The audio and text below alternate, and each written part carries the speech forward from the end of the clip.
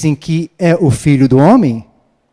E eles responderam: uns dizem que é João Batista, outros dizem que é Elias, e outros dizem que é Jeremias ou um dos profetas. Ao que Jesus perguntou: e vocês, quem dizem que eu sou? Respondendo Simão Pedro, disse: o Senhor é o Cristo, o Filho do Deus vivo. Aleluia. Então Jesus lhe afirmou: bem-aventurado é você, Simão Barjonas, porque não foi carne e sangue que revelaram isso a você, mas meu Pai que está nos céus. Também eu lhe digo que você é Pedro, e sobre essa pedra edificarei a minha igreja, e as portas do inferno não prevalecerão contra ela. Glória a Deus. Eu lhe darei as chaves do céu, eu lhe darei as chaves do reino dos céus. O que você ligar na terra terá sido ligado nos céus, e o que você desligar na terra terá sido desligado nos céus. Amém? Feche os seus olhos. E mais uma vez, ore ao Senhor, colocando mais uma vez a sua vida, colocando diante de Deus aquilo que o Espírito Santo já tem falado e quer continuar a falar ao teu coração. Pai, em nome do Senhor Jesus, nós somos gratos, ó Deus, pelo privilégio que nós temos de entoar louvores ao Senhor e de estarmos na tua casa, Deus, para podermos, ó Deus, receber da parte do Senhor aquilo que o Senhor reservou para a vida de cada um de nós. Que o santo e glorioso Espírito do Senhor, que em nós habita, traga aos nossos corações a revelação de tudo aquilo que o Senhor quer falar à vida de cada um de nós, em nome de Jesus. Que assim seja. Amém. E aleluia. Então, Pedro disse que ele era o Cristo. A revelação de que Cristo é o Filho de Deus vivo foi dada a Pedro pelo um propósito. Qual era o propósito que foi dado a Pedro? Foi dada essa revelação a Pedro? É porque, por meio de Pedro, a igreja seria fundada. Através de Pedro, se daria a fundação da igreja do Senhor, dando a essa igreja a autoridade de ligar e desligar todas as coisas em o nome de Jesus.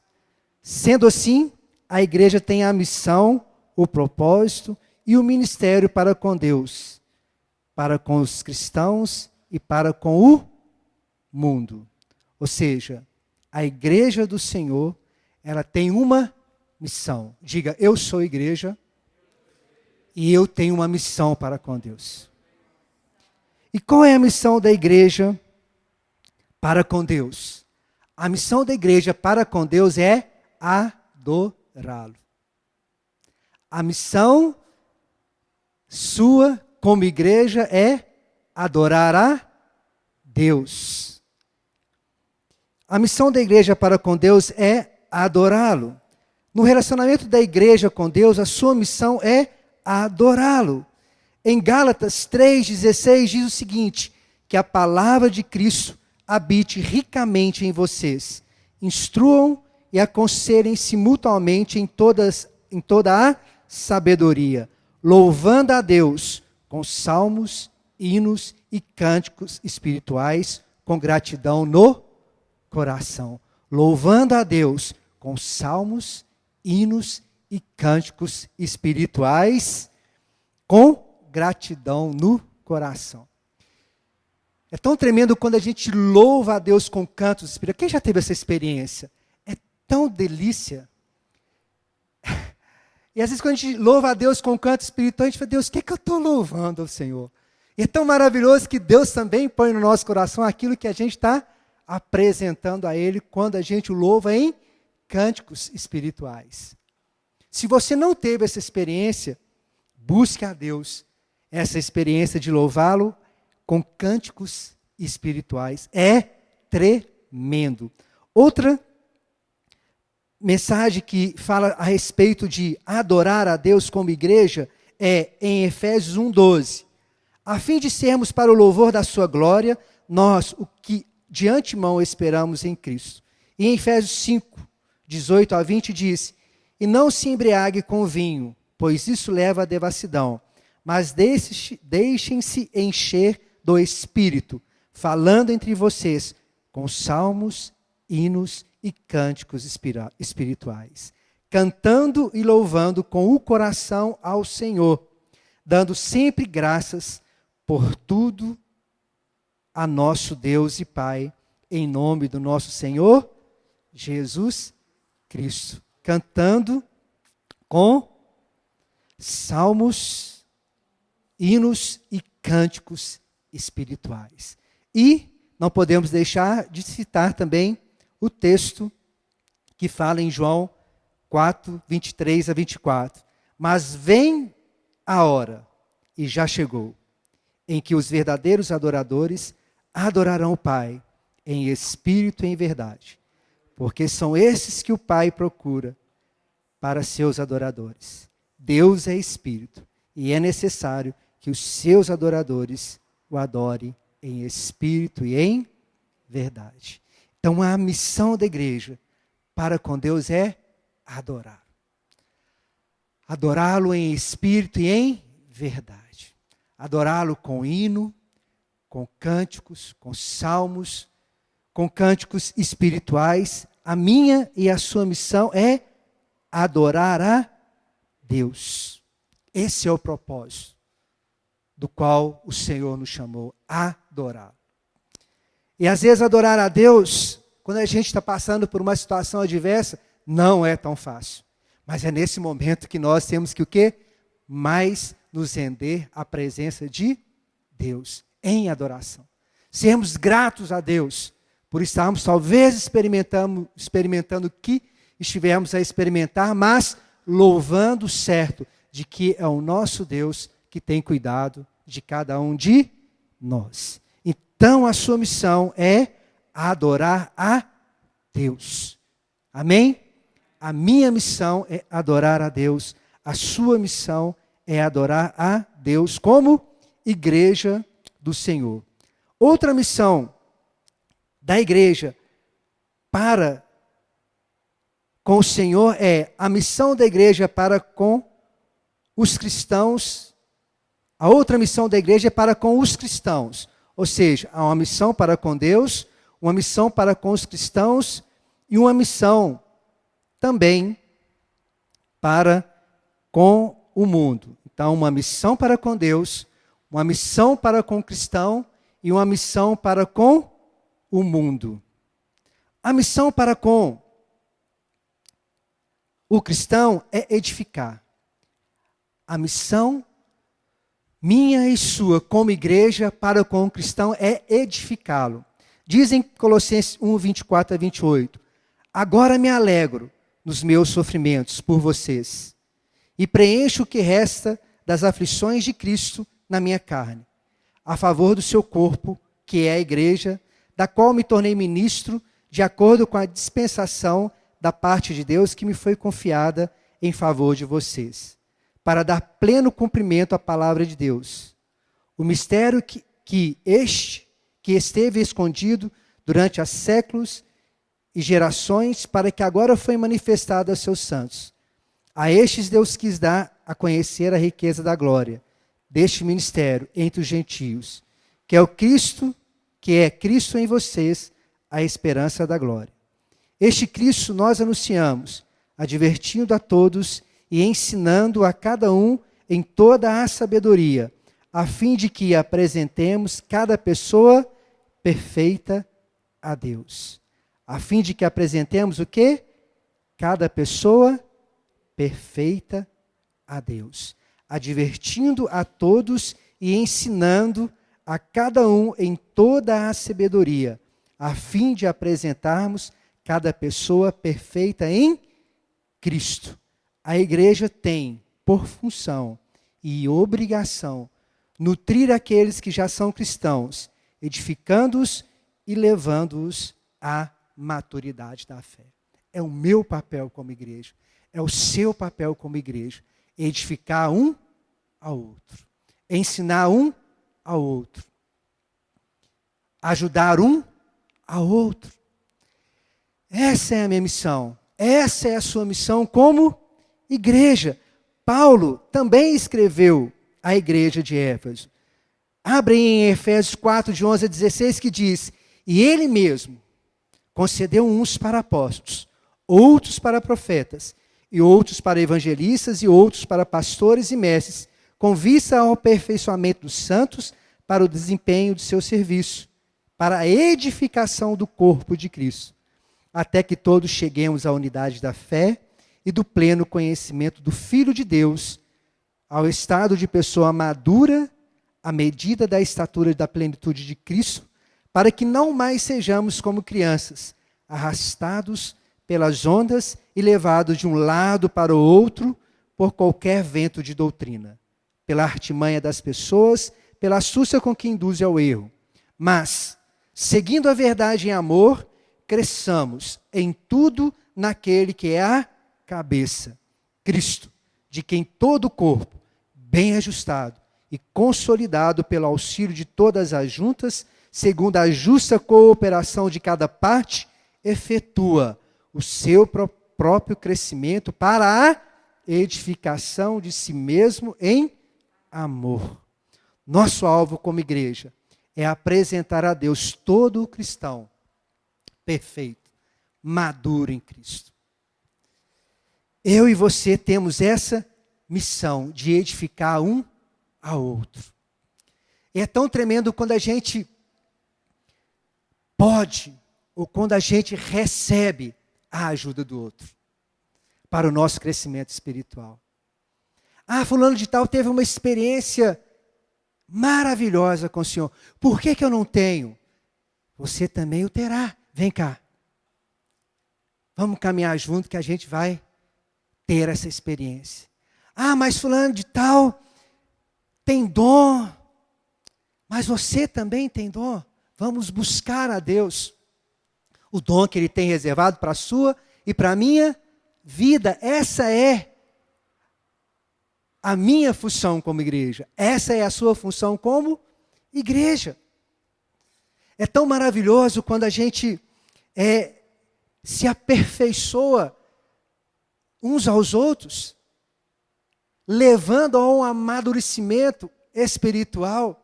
É tão maravilhoso quando a gente chega a essa estatura de podermos ser um instrumento, um canal de bênção na vida do irmão, e o irmão ser um canal de bênção em nossas vidas. Isso é viver em comunhão. Isso é viver em unidade. Isso é corpo de Cristo. Não tem como eu crescer sozinho. Eu tenho que crescer juntamente com você, assim como você tem que crescer juntamente comigo. A sua experiência e a minha experiência pode vir a acontecer uma vez que eu e você podemos cooperar um com o outro, levando um ao outro à edificação, levando um ao outro a experimentar mais e mais de Cristo. E é tão gratificante isso, não é, irmãos? É tão maravilhoso quando a gente pode estar com alguém e de repente esse alguém nos leva a ter uma experiência com Deus. Mas a gente tem que querer, não é verdade?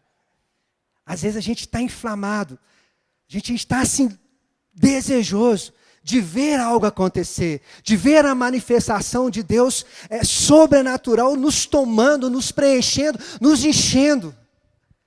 A gente deseja, anseia. Mas às vezes é aquele que não quer, às vezes é aquele que barra esse mover de Deus. Mas Deus nos chamou para edificar um ao outro, para abençoar a vida um do outro, para sermos um canal de bênção para a vida um do outro. Então a missão da igreja é adorar a Deus. A missão da igreja é edificar um ao outro. Edificar um ao outro. E a missão da igreja também tem que ser para com o mundo, no quesito evangelização e no exercer misericórdia. A missão da igreja para com o mundo é evangelizar e exercer misericórdia. Jesus disse: portanto vão e façam discípulos de todas as nações, batizando em nome do Pai, do Filho e do Espírito Santo. Fazer discípulos de todas as nações é o principal ministério da igreja com relação ao mundo. Fazer discípulo é o principal ministério da igreja com relação ao mundo. E juntamente com essa obra de evangelização, o exercício do ministério de misericórdia. Evangelização e misericórdia. Evangelização e misericórdia. Misericórdia para com os crentes. 1 João 3,17 diz assim: ora, se alguém possui recursos deste mundo e vê seu irmão passar necessidade, mas fecha o coração para essa pessoa, como pode permanecer nele o amor de Deus? E em 1 Timóteo 5,8 diz: se alguém não tem cuidado dos seus, e especialmente dos da própria casa, esse negou a fé e é pior do que o descrente. Exercer misericórdia para com os crentes. Como? Ajudando um ao outro. Eu me lembro, irmãos, uma vez que tinha um irmão que nos congregava conosco, e ele era muito na dele, muito caladinho, muito no sossego dele, lá muito no cantinho dele. E eu lá em casa, assim, fui tomado assim pelo Espírito Santo de uma forma de que me veio aquela incomodação. Eu falei, meu Deus, o que está acontecendo? E me veio o nome desse irmão na cabeça. E de repente eu falei, o que o senhor quer que eu faça para esse irmão? E Deus falou assim, vai lá no supermercado, faz uma cesta básica e bate na porta do irmão. Fui lá, fiz a cesta básica, bati na porta do irmão. Quando eu chego com a cesta básica na mão para o irmão já veio chorando, já agradecendo a Deus, dizendo, pastor, entra aqui na minha casa, vou te mostrar a minha despensa. Não tinha nada na despensa. Se eu e você não podemos ajudar um ao outro, nós estaremos o quê? Pior do que os descrentes. Se nós não podemos ajudar os de casa, como iremos ajudar o de fora? Se eu e você temos o Senhor no coração, nós temos que exercer misericórdia para com os crentes. E não é vergonha, irmão, a gente ser ajudado. Assim como não é vergonha poder ajudar. Eu preciso de você, você precisa de mim, e nós precisamos de Cristo até o fim. Amém? Misericórdia também para os descrentes. Misericórdia para os crentes e misericórdia para os descrentes. Romanos 12, 20 e 21 diz assim, façam o contrário. Se o seu inimigo tiver fome, dele de comer. Se tiver sede, dele de beber. Porque fazendo isso, você amontará brasas vivas sobre a cabeça dele. Não se deixe vencer pelo mal, mas vença o mal com o bem. E em Lucas 6, 35 a 36 diz, vocês, porém, amem os seus inimigos, façam o bem e emprestem, sem esperar nada em troca. Vocês terão uma grande recompensa e serão filhos do Altíssimo, pois ele é bondoso até para os ingratos e maus. Sejam misericordiosos, como também é misericordioso o Pai de vocês. Eu tenho que exercer misericórdia para o crente e para com o descrente. Ah, mas fulano de tal, ele pode fazer alguma coisa, ele pode trabalhar para ter o sustento dele, para poder comprar as coisinhas dele. Sim, pode, mas o que eu tenho feito para estar ajudando? Eu peguei o currículo dele, Eu o chamei para fazer o currículo dele, para estar ajudando, para inseri-lo no mercado de trabalho, ou para poder fazer com que ele possa ganhar o pão dele de cada dia.